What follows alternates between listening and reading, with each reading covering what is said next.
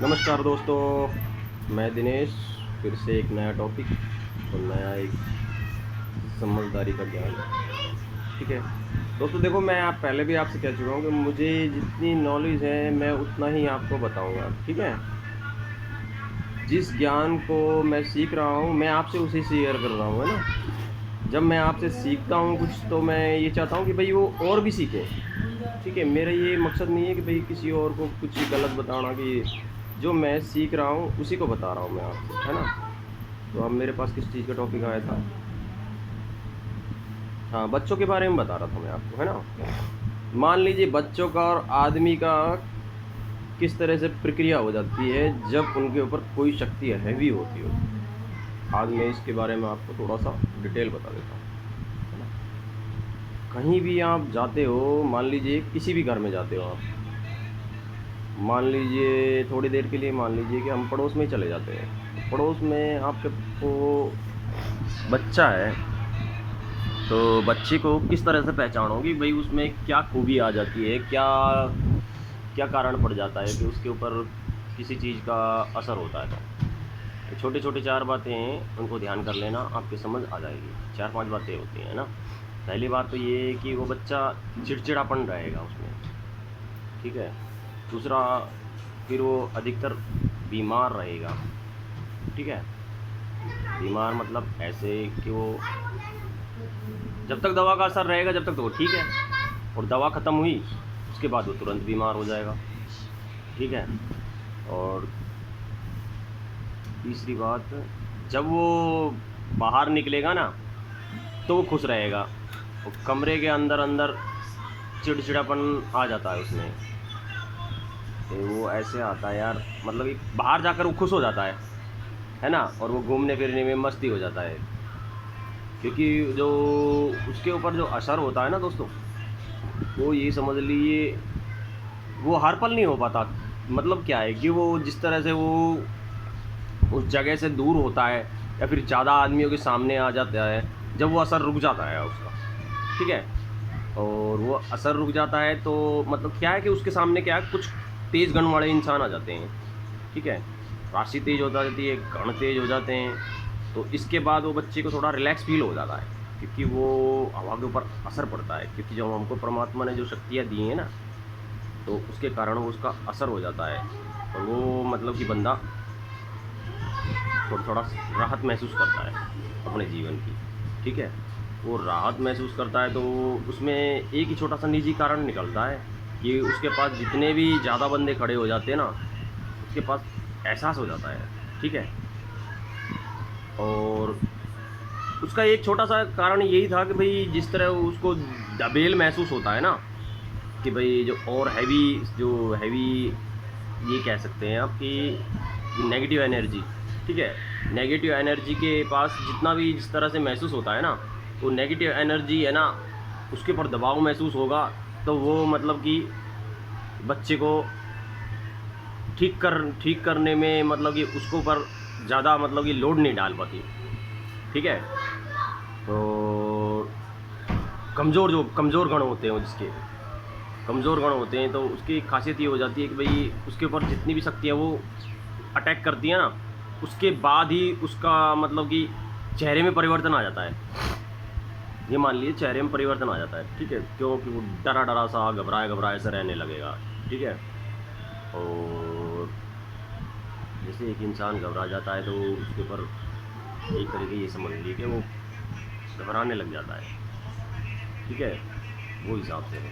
तो यार मेरे दिमाग में कई ज्ञान चल रहे थे, मैं जल्दी जल्दी बता देता हूँ आपको, पर उसके चक्कर में वो भूल जाता हूँ, पर उस समझ में नहीं आता है कि भाई किस तरह से कौन सा बताना चाहिए कि भाई उस तरह से आपके दिमाग में आ जाता है। ठीक है, तो फिर मैं आपको एक पॉइंट तो आपको ये बता देता हूँ, एक दो तीन, है ना।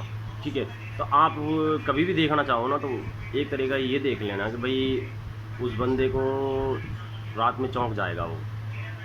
ठीक है, और चौंक जाएगा, और कई ऐसी आसुरी शक्ति होती है दोस्तों जो बहुत ज़्यादा बुरी होती हैं, वो बहुत ही ज़्यादा बुरी होती है, जिसमें क्या है कि वो उनके कपड़े तक आप खुलवा लेते हैं। अभी मैंने काफ़ी पॉइंट देखे थे, काफ़ी क्योंकि मैं जिस तरह मंदिर वगैरह में घूम के आता हूँ ना, तो उधर कुछ महात्मा बैठे होते हैं, तो उनके पास ऐसी समस्याएं कई बंदे लेके आए, ठीक है। और वो कौन है कौन नहीं है उसके बारे में तो मुझको समझ कम आता है, पर वो कहते हैं भाई कुछ तो जिन्न होते हैं, तो क्या है कि उनसे प्रेम प्रेम से रखते हैं, उनको बहुत ही प्रेम दे, पर उनके साथ वो गंदा व्यवहार करते हैं। क्योंकि गंदा व्यवहार क्यों करते हैं कि जिस तरह से लोग बागों को पता नहीं लगता है, तो वो अपना समय के अनुसार एक दूसरे के साथ, जैसे किसी महात्मा के पास, सिद्ध पुरुष के पास चले जाते हैं, तो उसके पास थोड़ा सा क्या है कि वो मंत्रों की शक्ति होती है। मंत्रों की शक्ति भी दोस्तों उतने ही समय तक काम करती है जितने समय तक उसका नियम होता है, टाइम होता है। आप ये सोच लेना कि भाई सादा मादा काम नहीं करेंगे। अगर वो सादा मादा काम करनी है तो उसको बांधना पड़ता है, मंत्रों के जरिए बांधना पड़ता है, जब जाके वो काम करती है ना। और उसके बाद क्या बता रहा था मैं, उसके कपड़े वगैरह खुलवा लेती है। हाँ, तो वो मंत्रों की शक्ति उतनी काम करती है, उसके कपड़े खुलवा लेती है, मतलब कि उसको तो बांध देती हैं, ठीक है। ये 3 चीज़ों से थोड़ा सा डरते हैं। एक तो अपने गंगा जल से, ठीक है, एक गाय की सौगंध से, ठीक है, और एक और होता है यार, हाँ, भागवत गीता से, ठीक है। ये गीता होती है, भागवत और गाय से डरते हैं। और क्या क्या बता, 3 चीज़ बताइए ना, तीनों चीज़ों से डरते हैं। इसके कारण ही उनको कसम खिलाई जाती है, और कसम खाने के बाद ये एक नहीं दोस्तों 3-4 बार कसम खिलाई जाती है, 1 बार 2 बार में नहीं होता इनका काम। अब तो क्या है, जिस तरह कलयुग बढ़ता है ना, इनके अंदर भी झूठ पैदा हो रहा है। 3-4 बार जब तक कसम नहीं खाएंगे ना, जब तक 3-4 बार ये अपना वो नहीं करेंगे, तो मतलब कि वचन नहीं भरेंगे, जब तक ये जा नहीं सकते, ठीक है। तो मैंने जैसे आपको बता दिया है ना, तो ये प्रक्रियाएं होती है उसके अंदर। अच्छा, तीसरी बात, वो बच्चे की बता रहा था मैं, बच्चे के अंदर एक खूबी आ जाती है, नहीं तो मैं बता देता हूँ आपको उस खूबी के बारे में। तो बच्चे के अंदर क्या खूबी आएगी, बच्चे के अंदर नहीं यार, उसके अंदर भी आ जाती है यार, लगभग आदमी के अंदर भी आ जाती है, ठीक है। अच्छा, ये 2 तरह की खूबी होती है दोस्तों।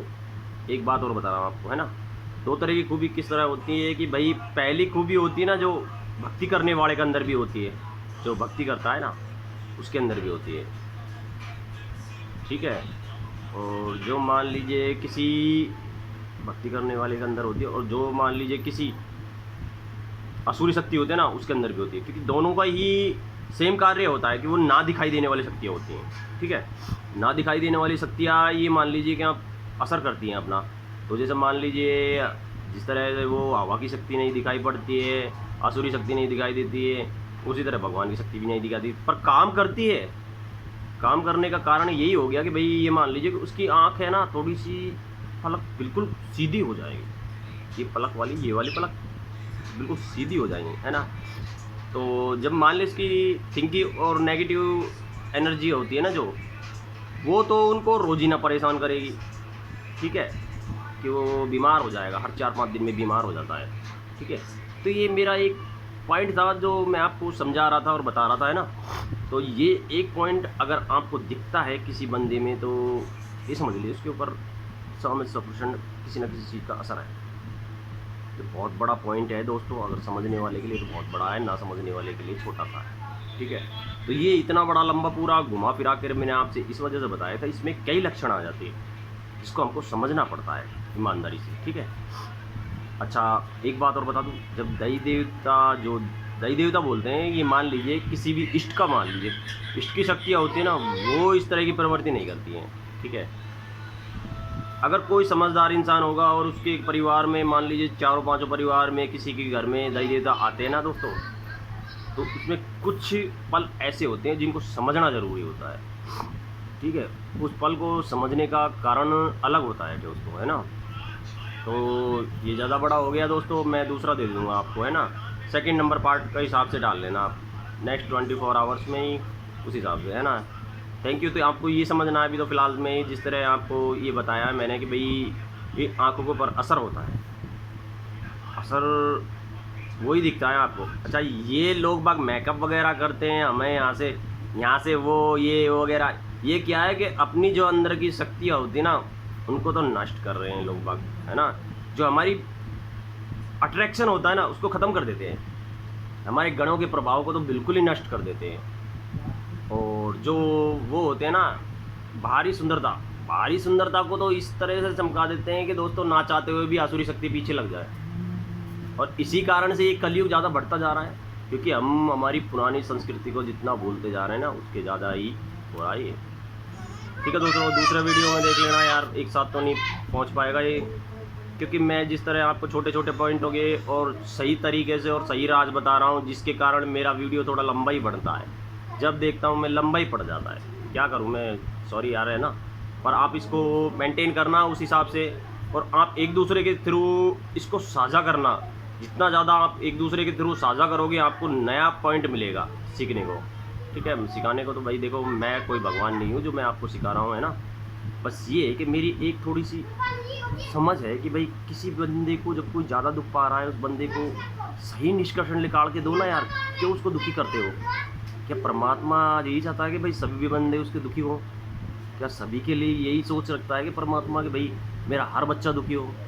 ये कर्मों के हिसाब से दुखी होते हैं दोस्तों। हम अपने जिस तरह कर्म कर देते हैं, हम किसी को मार देते हैं बेवजह में, तो वो हमारे कर्म हो गए, है ना। और हम उसी कोई, अगर मान लीजिए हमें किसी कोई पीट गया तो हमने उससे क्षमा मांग ली कि भाई हमारी कोई गलती होगी जब भी हमें को पीट गया। ठीक है, अगर हम इस तरह की भावना रखते हैं ना, तो ये समझ लीजिए दोस्तों, आपको कभी कोई मारने वाला ही पैदा नहीं होगा। मैं बता रहा हूँ, अगर कोई भूले से मार भी देगा ना, तो बाद में परमात्मा उसको सजा देता है यार। मैंने काफ़ी देखा है यार।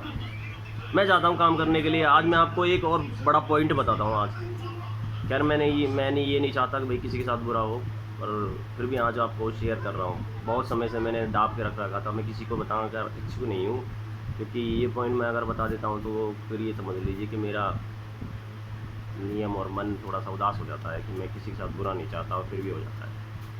ठीक है दोस्तों, ये पॉइंट मैं आपको अगले वीडियो में बताऊँगा। नमस्कार।